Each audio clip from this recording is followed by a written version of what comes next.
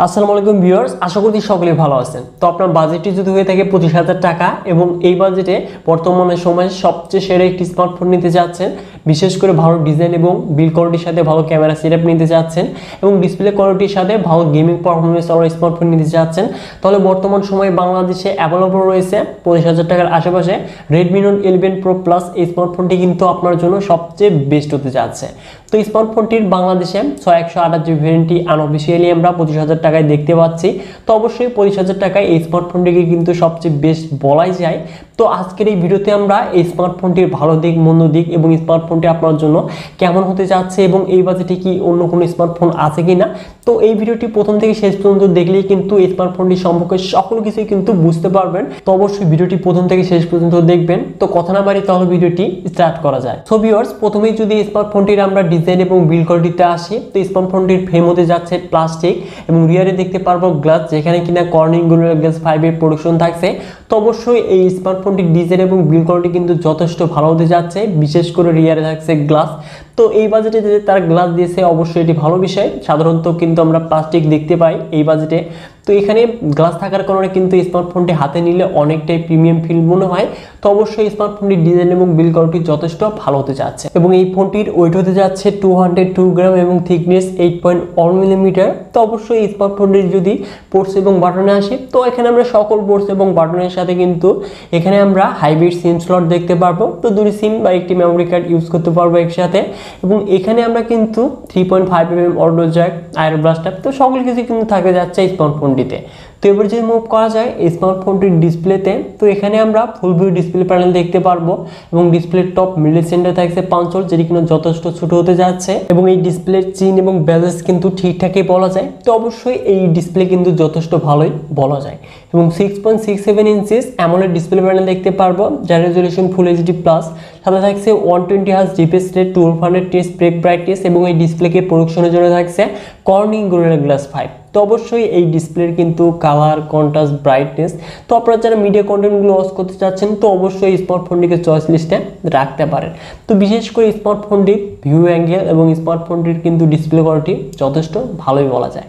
তো এবার যদি মুভ করা যায় এই স্মার্টফোনটির পারফরমেন্সে, তো অ্যান্ড্রয়েড ভার্সন 11 এর সাথে MIUI 13 রান করবে, যেখানে চিপসেট হিসেবে থাকছে Qualcomm Snapdragon 695 5G, যেটি কিনা 6nm আর্কিটেকচারে তৈরি একটি অক্টোকোর প্রসেসর, যার সর্বোচ্চ ক্লক স্পিড 2.2 GHz, যাতে জিপিইউ হিসেবে থাকছে Adreno 690। তো অবশ্যই এটি কিন্তু খুবই পাওয়ারফুল এবং পাওয়ার এফিশিয়েন্ট চিপসেট।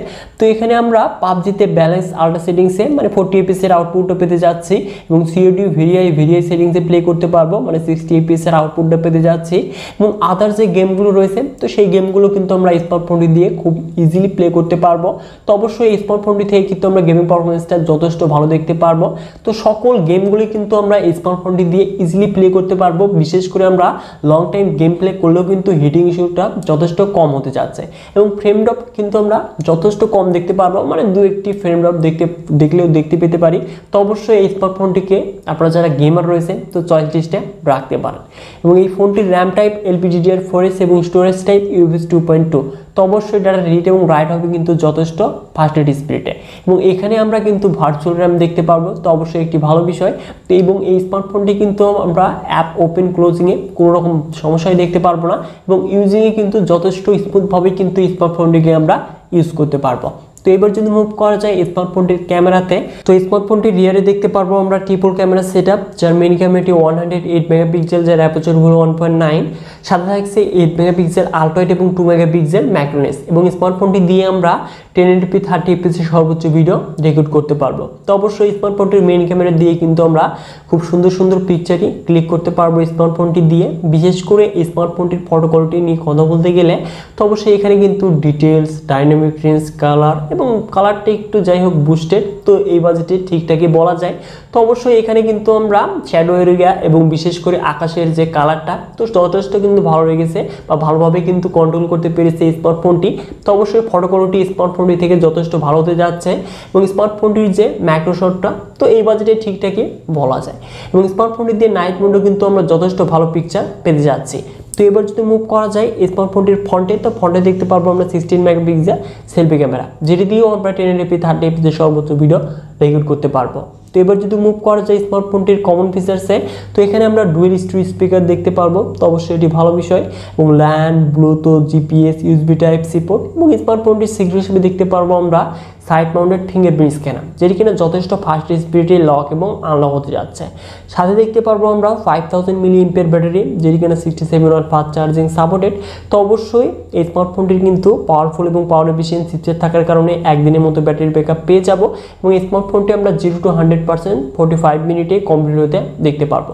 তো অবশ্যই স্মার্টফোনটি দিয়ে কিন্তু আমরা ভালো ব্যাটারি ব্যাকআপ দেখতে পারবো। তো এবার যদি আসা যায় স্মার্টফোনটির পজিটিভ এবং নেগেটিভ সাইডে, তো নেগেটিভ সাইডে কথা বলতে গেলে স্মার্টফোনটির যদি এখানে ক্যামেরা কোয়ালিটি আরেকটু ইমপ্রুভ করা যেত তাহলে কিন্তু বেস্ট হতে পারতো, বিশেষ করে এখানে 4K ভিডিও মিসিং থাকছে, তো এটি থাকলে কিন্তু বেস্ট একটি প্যাকেজ হতে পারতো স্মার্টফোনটি। যেহেতু এই দুটোকে যদি আমরা সাইডে রাখি, এই ক্ষেত্রে স্মার্টফোনটির ডিজাইন এবং বিল্ড কোয়ালিটি কিন্তু যথেষ্ট ভালো হতে যাচ্ছে, এবং ডিসপ্লে কোয়ালিটিও যথেষ্ট ভালো হতে যাচ্ছে, এবং স্মার্টফোনটি থেকে কিন্তু আমরা এই বাজেটে ভালো গেমিং পারফরমেন্স দেখতে পারবো। তো অবশ্যই এই স্মার্টফোনটি কিন্তু 25,000 টাকায় বর্তমান সময়ে বেস্ট ফোন বলা যায়। তো এই স্মার্টফোনটি আপনাদের কাছে কেমন লেগেছে অবশ্যই ভিডিওতে লাইক করে কমেন্ট বক্সে কমেন্ট করে জানিয়ে দিবেন, এবং এই ভিডিওটি যদি বিন্দু পরিমাণ ভালো লেগে থাকে তাহলে অবশ্যই আমাদের এই চ্যানেলটিকে সাবস্ক্রাইব করে হয়ে যাবেন ফ্যামিলির একজন নতুন সদস্য। সো ভিউয়ার্স, দেখা হচ্ছে শীঘ্রই নতুন কোনো ভিডিও নিয়ে।